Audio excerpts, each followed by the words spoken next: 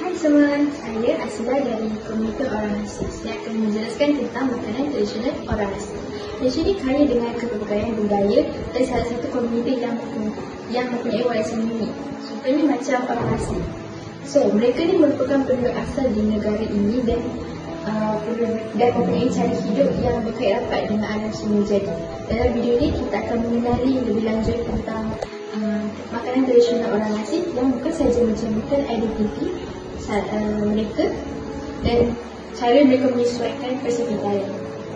Selain itu, mereka juga menangkap ikan dan memakan secara langsung di atas bara api tanpa digunakan minyak yang berlebihan ataupun rempah yang berlebihan. So ini akan menjadikan makanan diorang lebih sihat dan asli. Okay?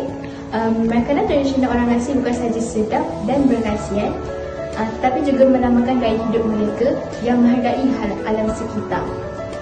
Dengan menggunakan sumber semula jadi, mereka dapat mengekalkan secara lestari dan mengekalkan warisan turun-temurun mereka. Semoga video ini membantu dan kita lebih memahami dan menghargai budaya mereka.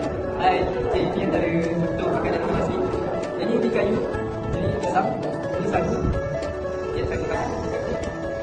Ini manis. Daripada itu ada ikan. Ikan tu orang buang. Ikan ni orang buang sama ada tangkap air tangan ataupun orang tumbang. Kita letak kat sini. Dia kita kan tarik. Nampak tak kita dapat ikan? Itu cara orang asli tangkap ikan.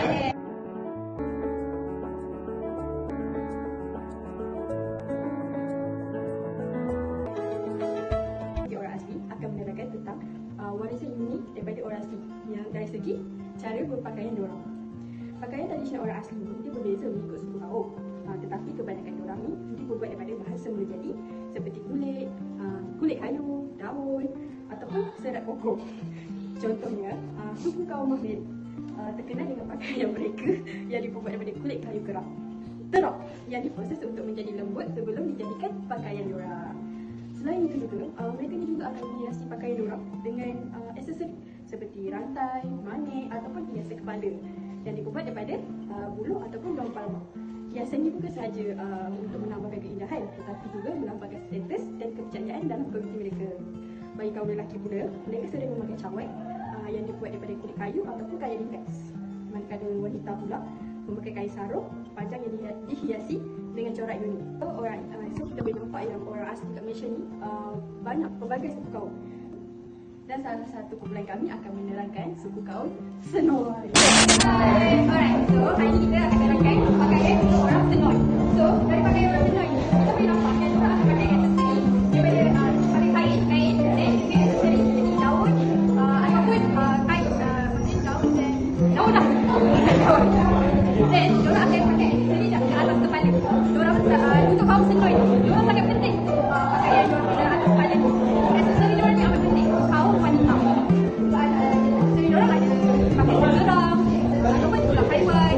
Macam tak tahu. Saya buat yang ni daun-daun dan juga. So kita boleh nampak yang kaum diorang ni sangat meriah dan cantik.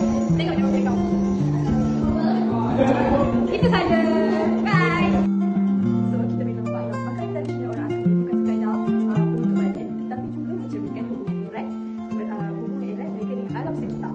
Dengan menggunakan cara pembuatan tradisional ini, mereka bukan sahaja memelihara identiti budaya tetapi juga menunjukkan kepentingan pemilihan bahan semenjadi secara lestari. Semoga video ini memberi manfaat.